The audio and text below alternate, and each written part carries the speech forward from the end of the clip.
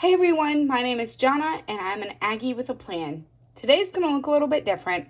We're going to be breaking down a planner I won on a giveaway on Instagram by ByWhen. So if that's something you're interested in, be sure to stay tuned.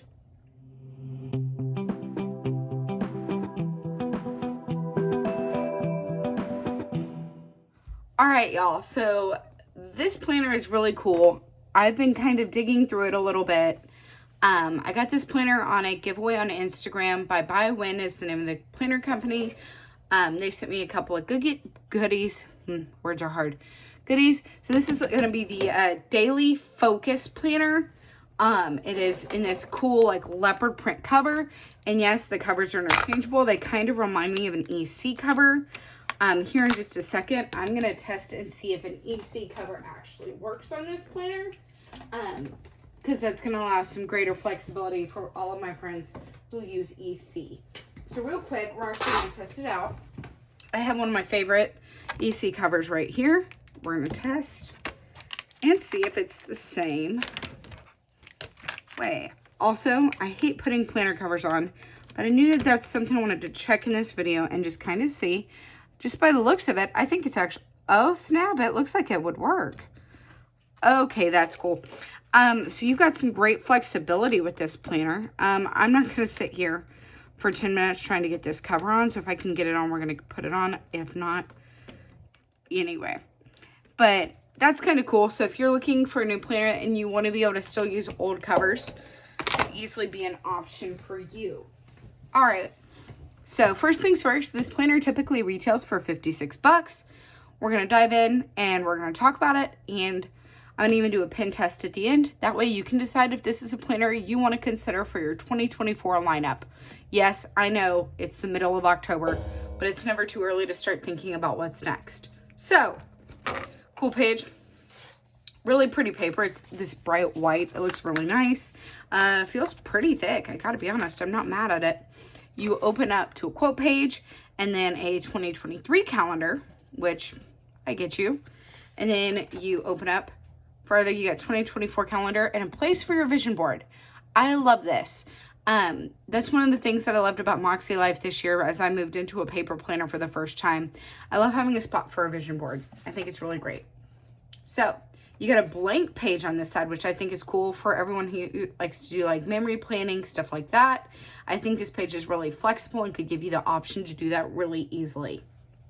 Also, this planner is like super neutral.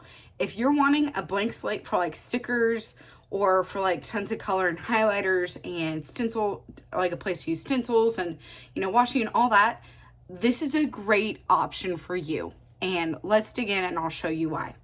So everything's neutral. You've got a tab for January, another quote page, a place for your quarterly goals, which I think is really cool. I haven't seen a lot of planners who have a spot for quarterly goals, so this is kind of neat.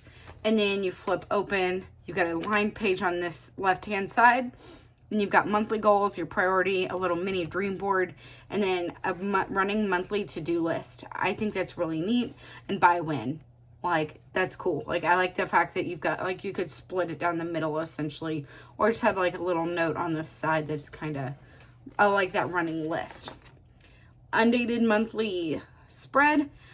Gotta be honest, that's the only thing I kind of don't love about this planner is the fact that it's undated. I kind of get it though, so I'll be dating it here in the next couple days more than likely.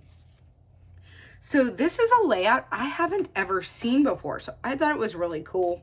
On this left-hand side, you have a spot for weekly times, and you've got Monday through Wednesday on both pages. But on this side, you've got 6 a.m. to 9 p.m.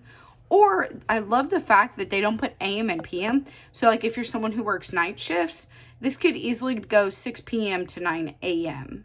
Like there's some flexibility there, which I haven't seen a lot of other planners do. So I think that's really neat. On this, on the upper part of the left-hand side, you've got priorities and goals. Again, everything's staying super neutral. You've got some like, some of this is like a gray shade, but like it's not intense enough to throw off a like spread if you want to do something really colorful. Your right hand side's a horizontal layout, but it's broken down daily. So like Monday, Tuesday, Wednesday with a spot for daily wins and your daily habits. I thought that was really cool. Technically, it has this as a Sunday to Saturday, which I find kind of weird considering it starts on a Monday, but I'm not mad at it. I'll also make the note that the monthly is Sunday to Saturday as well. So you flip through and you've got Tuesday, or words are hard. You got Thursday, Friday, and then the weekend. This would be great for someone who's using it as like a work planner, which is more than likely what this will fall into for me. And I'll just bring my work planner home and kind of switch them out. Because I don't love the fact that the weekend's all on one. I kind of like having a Saturday and Sunday separate, but I get why they did it the way they did it. So flipping through, you're gonna have those pages. Keep in mind this planner is undated technically, even though you do have tabs, okay? So that's something to note if you're thinking about this planner.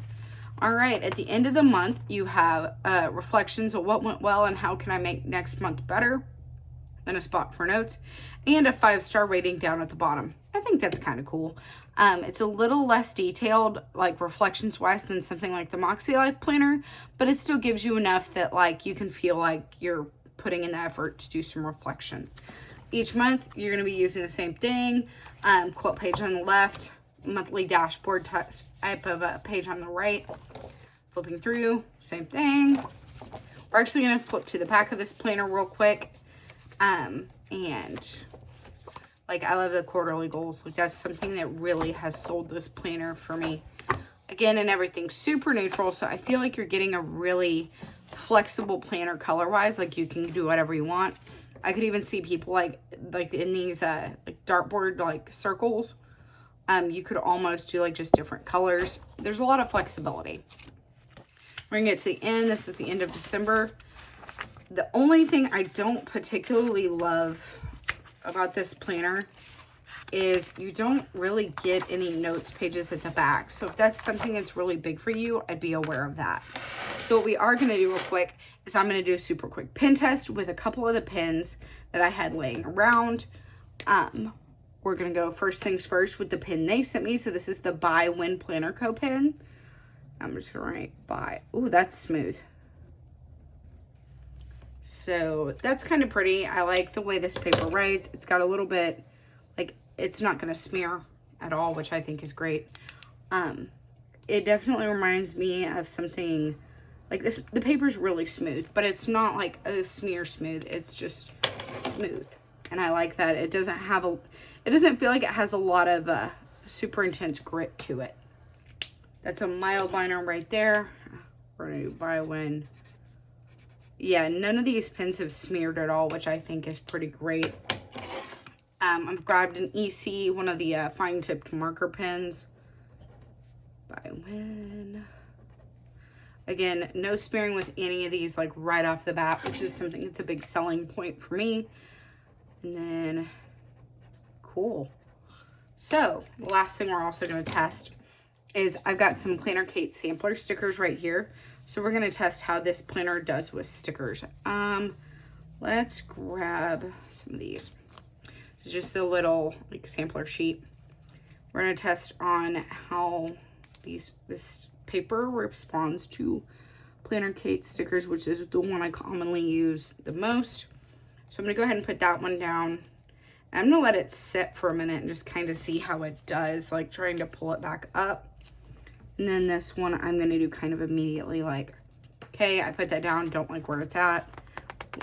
Let's see how easy it comes up. Oh, wow. That's kind of nice. It comes up really, really easily. So if you're needing to move PK stickers around in particular, you're not going to have any issues with this paper. Yeah, that's pretty great. I really like that. So yeah. Overall, I think this planner is easily worth the 56 bucks. And worst case, if you really wanted notes pages at the back, you could grab an EC notebook and it looks like the pages are like similar enough with the whole number that you can just add them in. I might take this planner down and just have like that on one coil and then have the back of the year on one coil, because it is a really, like, it's a thick book. So I think that's definitely something to consider if you're going to be taking this planner like back and forth to work. But overall, I think it's a really great value. Being kind of a mix of a daily and a weekly planner is something I haven't seen a lot of. So I think it is absolutely worth the 56 bucks. And I want to say they offer either like Shop Pay or Quad Pay or something like that. So if the 56 bucks is a little steep for you, you have the ability to do a payment plan, which I gotta be honest, I think it's worth it. So if you have any other questions for me, feel free to drop them down below in the comments. If you liked this video, be sure to give it a thumbs up. Subscribe if you haven't already. And in the comments below, let me know if you have any questions or if this is a planner you're considering for your 2024 stack. As always, thanks so much for watching, and I'll see you in my next video. Bye, everyone.